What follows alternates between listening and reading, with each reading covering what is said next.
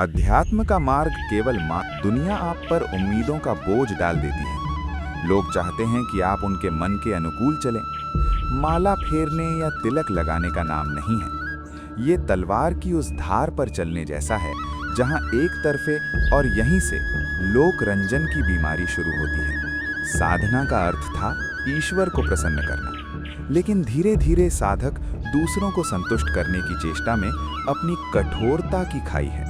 और दूसरी तरफ भावुकता का दलदल। अक्सर एक साधक अपनी उपासना यानी रिमेम्बरेंस को दांव पर लगा देता है। वो सोचता है यदि मैं इनकी बात नहीं मानूंगा तो इन्हें बुरा लगेगा। उसे लगता है कि वो दया कर रहा है, लेकिन वास्तव में वो मोह की बेड़ियों में जकड़ा जा रहा है। महाराव उपासक अपनी यात्रा शुरू तो प्रभु के लिए करता है, लेकिन बीच रास्ते में वो लोक रंजन यानी दूसरों को प्रसन्न करने के जाल में फंस जाता है। क्या करुणा भी बंधन बन सकती है?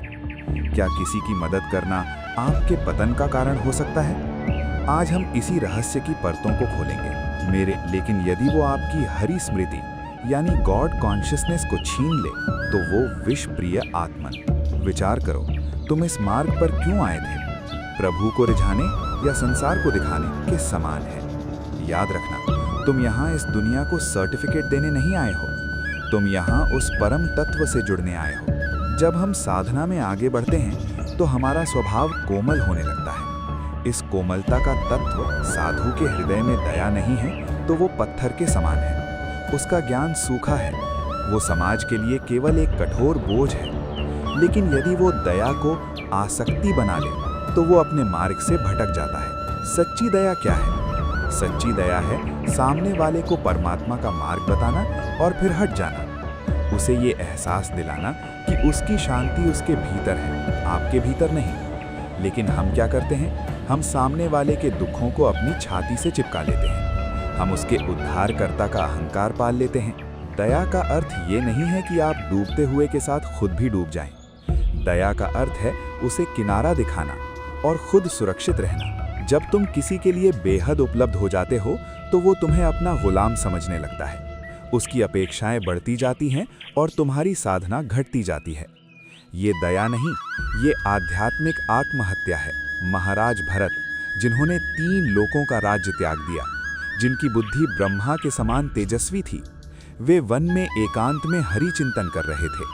अचानक एक प्यासी हिरनी नदी के तट पर आती है, शेर की दहाड़ सुनकर घबरा जाती है और गर्भपात हो जाने के कारण मृत्यु को प्राप्त होती है। छोटा सा मृग शावक नदी की लहरों में बहने लगता है। भरत मुनि ने दया की, उसे बचाया, ये धर्म था। लेकिन समस्या तब शुरू हुई जब वो मृग शावक उनकी साधना में बाधा बनने लगा। जिस हृदय में केवल नारायण का वास होना चाहिए था, वहां अब एक पशु का बच्चा बैठा था। परिणाम क्या हुआ? मृत्यु के समय भी उन्हें उसी मृग का विचार आया और अगले जन्म में उन्हें हिरण योनि में जाना पड़ा। दयावर्ती सम्राट भरत, जिन्होंने 3 लोकों का सुख त्याग दिया, वन में एक मृग के शावक के प्रति दया में ऐसे फंसे कि अंत समय में नारायण की जगह मृग की याद आई। तो साधक को कैसा होना चाहिए? उसे निरपेक्ष होना चाहिए। तुम्हें किसी की सहायता करनी है, करो, लेकिन ये समझकर कि ये प्रभु की आज्ञा है। जैसे ही काम पूरा हो, अपने मन को वापस खींच लो। यदि तुमने उसे अपने मन में स्थान दिया तो वो तुम्हें दलदल में धंसा देगा। संसार के लोग बड़े चतुर हैं। माया केवल बाहर नहीं है, वो रिश्तों के रूप में आती है, सेवा के मुखौटे में आती है। विपक्षी कभी भी दुश्मन बनकर नहीं आता, वो अक्सर मित्र या असहाय बनकर आता है, ताकि आपके हृदय के सुरक्षा चक्र को भेद सके। गुरु के पास इसलिए जाते हैं कि गुरु उनके मन की बात कहे, उन्हें दुलार करे। लेकिन सच्चा गुरु वो है जो हर पल निरपेक्ष रहे। यदि गुरु शिष्य को खुश करने के लिए उसके दोषों पर पर्दा डालेगा तो दोनों का पतन होगा। गुरु को उदासीन दिखना चाहिए, उसकी उदासीनता में ही शिष्य का हित है। जब गुरु तिरछी नजर से देखता है या मौन हो जाता है, तब शिष्य के भीतर का अहंकार चलमराने लगता है। असली सुख पर सुख नहीं है, बल्कि आत्म सुख है, जो भगवान के नाम जप से मिलता है। यदि तुम्हारी जीभ को राधा राधा या राम राम का चस्का लग गया तो फिर दुनिया की मीठी बातें तुम्हें फीकी लगने लगेंगी। सावधान, माया कभी आपके सामने दुश्मन बनकर नहीं आएगी। अगर लोग उसकी ऊर्जा और उसका समय चुरा रहे हैं, प्रवचन करना, उपदेश देना, दूसरों के मन को संतुष्ट करना, ये बहुत खतरनाक खेल है। जब तक तुम्हें स्वयं परमात्मा का साक्षात्कार न हो जाए तब तक अपना मुंह मत खोलो, वरना तुम दूसरों को सुधारने के चक्कर में खुद बिगड़ जाओगे। मेरे प्रिय साधकों, क्या तुमने कभी सोचा है कि कलयुग का सबसे बड़ा हथियार क्या है? वो पाप नहीं है, वो विक्षेप है। कलयुग तुम्हें अधर्म करने के लिए मजबूर नहीं करेगा, वो तुम्हें बस धर्म के नाम पर उलझा देगा। आज के युग में लोग भगवान को नहीं खोज रहे, वे चमत्कार खोज रहे हैं। वे ऐसे साधु को खोज रहे हैं जो उनके मन की मुराद पूरी कर दे, जो उन्हें दुलार दे, जो उनकी समस्याओं का ठेका ले ले। और साधक कहाँ फंसता है? वो महत्व पाने की भूख में फंस जाता है। जब 100 लोग उसे घेरकर महाराज महाराज कहते हैं तो उसके भीतर का मैं यानी अहंकार तृप्त होने लगता है। उसे लगता है कि वो लोगों का कल्याण कर रहा है, पर वास्तव में वो अपनी संचित ऊर्जा यानी तप को कौड़ियों के भाव बेच रहा है। कलयुग का मनोविज्ञान उपयोगिता पर आधारित है। यहाँ हर संबंध एक लेन देन है। जब तक आप किसी के काम आ रहे हैं, आप संत हैं। जिस दिन आप अपनी साधना के लिए मौन धारण करेंगे, वही लोग आपको कठोर और अहंकारी कहेंगे। इसलिए साधक को पत्थर बनना पड़ेगा। कैसा पत्थर? वो पत्थर जिस पर लोग सिर टेकें तो उन्हें शांति मिले, लेकिन पत्थर खुद किसी की स्तुति से न पिघले और न किसी की गाली से टूटे। यदि तुम दूसरों के फीडबैक पर जीवित हो तो तुम उपासक नहीं, तुम एक सोशल एक्टर हो। शास्त्र कहते हैं कि 3 ऐषणाएं सबसे खतरनाक हैं: वित्तेषणा, पुत्रेषणा और लोकेषणा, प्रसिद्धि की चाह। साधक धन छोड़ देता है, परिवार छोड़ देता है, लेकिन प्रशंसा की चाहत सूक्ष्म रूप में अंत तक बनी रहती है। वो चाहता है कि दुनिया उसे त्यागी माने, बड़ा भक्त माने। एक मोर जब नाचता है तो वो अपनी सुंदरता पर मुग्ध होता है, लेकिन जैसे ही उसे अपने पैर दिखते हैं वो रो पड़ता है। साधक की भक्ति भी मोर के नाच जैसी है, दिखने में सुंदर, लेकिन यदि उसमें लोक रंजन यानी दूसरों को दिखाने का भाव घुस गया तो वो भीतर से बदसूरत हो जाती है। याद रखो, तुम प्रभु के लिए नाच रहे हो, दुनिया के लिए नहीं। यदि बंद कमरे में तुम्हारी आंखों से आंसू नहीं गिरते और केवल भीड़ के सामने तुम भावुक होते हो तो सावधान हो जाओ। ये दया की आफत का ही एक रूप है। बस करो, ये सेवा है या मोह? तुम मेरे शरीर को दबा रहे हो या अपनी भावनाओं को मुझ पर थोप रहे हो? अक्सर साधक गुरु की सेवा में भी फंस जाता है। वो गुरु के व्यक्तित्व से प्रेम करने लगता है, गुरु के तत्व से नहीं। वो चाहता है कि गुरु केवल उससे बात करें, केवल उसे देखें। ये दया और सेवा नहीं है, ये अधिकार की भावना है। साधु ऐसा चाहिए जैसा सूप सुभाए, सार सार को गही रहे, थोथा देई उड़ाए। सेवा उतनी ही करो जिससे तुम्हारा अहम मिटे। यदि सेवा करने से तुम्हें दूसरों पर श्रेष्ठता का अनुभव हो रहा है तो वो सेवा बंधन है। यदि तुम किसी दुखी की मदद कर रहे हो और उसके बाद तुम्हें लगता है कि मैंने इसका उपकार किया, तो तुमने अपनी साधना के फल को नष्ट कर दिया।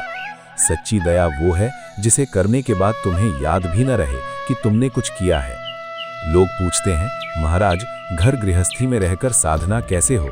वहाँ तो दया भी करनी पड़ती है, कर्तव्य भी निभाने पड़ते हैं। इसका उत्तर है मानसिक एकांत। शरीर भीड़ में रहे, हाथ काम में रहे, लेकिन मन अंतःपुर में रहे।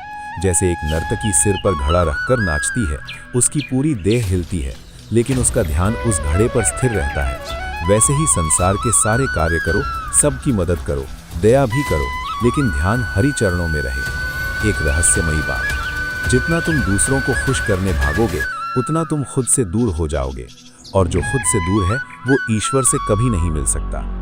ऑडियो में एक बात कही गई, दया बिना साधु कसाई। एक मूर्तिकार जब पत्थर को तराशता है तो वो छेनी और हथौड़े से वार करता है। अगर पत्थर पर दया करके वो वार न करे तो मूर्ति कभी नहीं बनेगी। गुरु भी वैसा ही कसाई बनता है।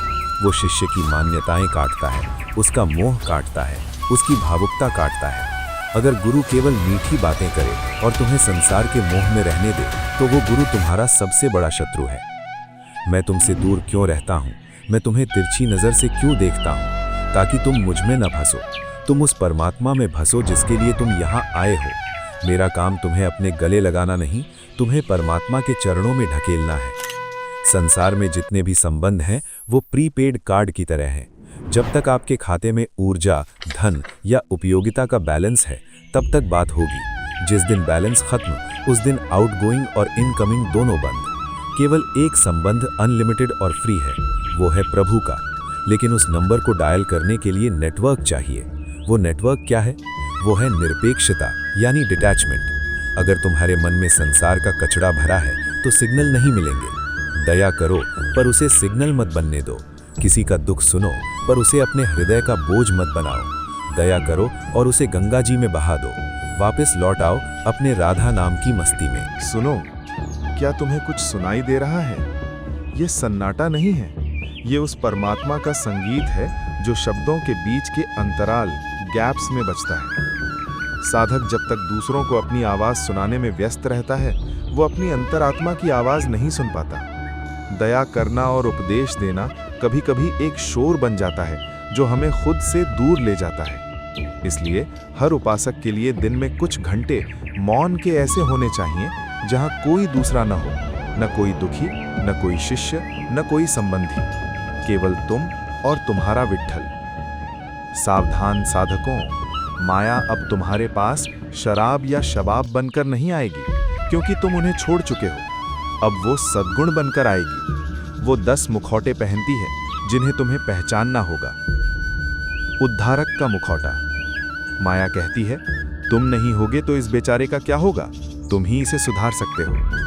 सत्य, तुम किसी को नहीं सुधार सकते, तुम खुद सुधर जाओ, यही सबसे बड़ी सेवा है। धर्म क्रोध का मुखौटा। माया कहती है, ये लोग नियम नहीं मान रहे, इन्हें डांटना तुम्हारा धर्म है। सत्य, दूसरों की अशुद्धि पर तुम्हारा क्रोध तुम्हारी अपनी अशुद्धि का प्रमाण है। झूठी विनम्रता। मुंह से कहना मैं तो नीच हूं, पर हृदय में ये चाहना कि लोग कहें देखो कितने महान और विनम्र हैं। कर्म कांड की पकड़। दूसरों को हीन दृष्टि से देखना क्योंकि वो तुम्हारी तरह 2 बजे उठकर स्नान नहीं करते या उतनी माला नहीं जपते। ज्ञान का बोझ। शास्त्रों के श्लोक याद करना ताकि दूसरों को नीचा दिखाया जा सके या तर्क में जीता जा सके। भावुकता को प्रेम समझना। किसी व्यक्ति के बिछड़ने पर रोना और उसे प्रभु का विरह नाम दे देना। प्रदर्शनकारी परोपकार। मदद करना पर यह सुनिश्चित करना कि कम से कम 4 लोग उसे देखें या उसका जिक्र हो। तुलना का विष। ये सोचना वो मुझसे कम त्यागी है, मेरा वैराग्य उससे श्रेष्ठ है। अत्यधिक चिंता। संसार के कल्याण की ऐसी चिंता करना कि अपनी हरि भक्ति के लिए समय ही न बचे। गुरु मोह। गुरु के सिद्धांतों को छोड़कर उनके शरीर और उनकी विशेष कृपा के लिए आपस में लड़ना। दया बिना साधु कसाई, दया करी तो आफत आई। इसका समाधान मौन में मिलता है। मौन वो फिल्टर है जो दया को आसक्ति बनने से रोकता है। जब तुम मौन होते हो तो तुम दूसरों की समस्याओं को सुनते तो हो पर उन्हें पकड़ते नहीं। तुम्हारी दया एक ठंडी हवा की तरह होती है जो आती है, सुख देती है और गुजर जाती है। वो रुकती नहीं, वो बोझ नहीं बनती। मौन की चादर ओढ़ के बैठो, मन के मैल को धोवन दो। दुनिया रोए, दुनिया हंसे, तुम हरि चरणन में सोवन दो। दया करो पर हाथ न छोड़ो, अपनी डोरी विट्ठल से जोड़ो। शीशा बनो के अक्स दिखे पर पत्थर बनकर मोह को तोड़ो। याद रखना, युद्ध के मैदान में शत्रु सामने खड़ा होता है, उसे पहचानना आसान है, पर माया का विपक्षी खेल ये है कि वो पक्ष बनकर आती है।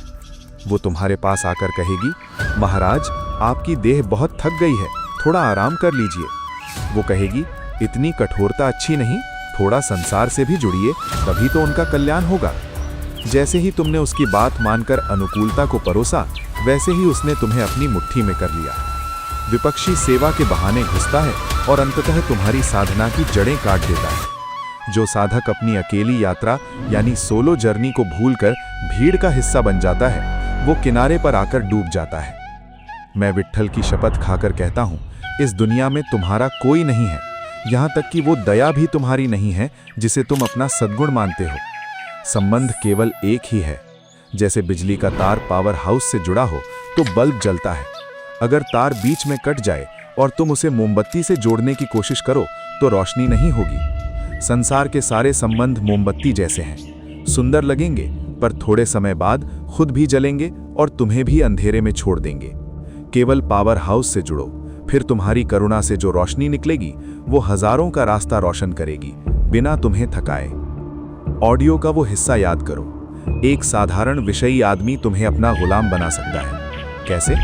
तुम्हारी इमेज के जरिए। जब तुम सोचते हो कि अगर मैं इसकी बात नहीं मानूंगा तो ये मुझे बुरा आदमी समझेगा, तुम उसके गुलाम बन गए। साधक को बदनाम होने का साहस रखना चाहिए। यदि तुम्हारी साधना के लिए तुम्हें कठोर या स्वार्थी कहलाना पड़े तो वो स्वीकार करो, क्योंकि अंत में विट्ठल तुम्हारा हृदय देखेगा, दुनिया का अखबार नहीं।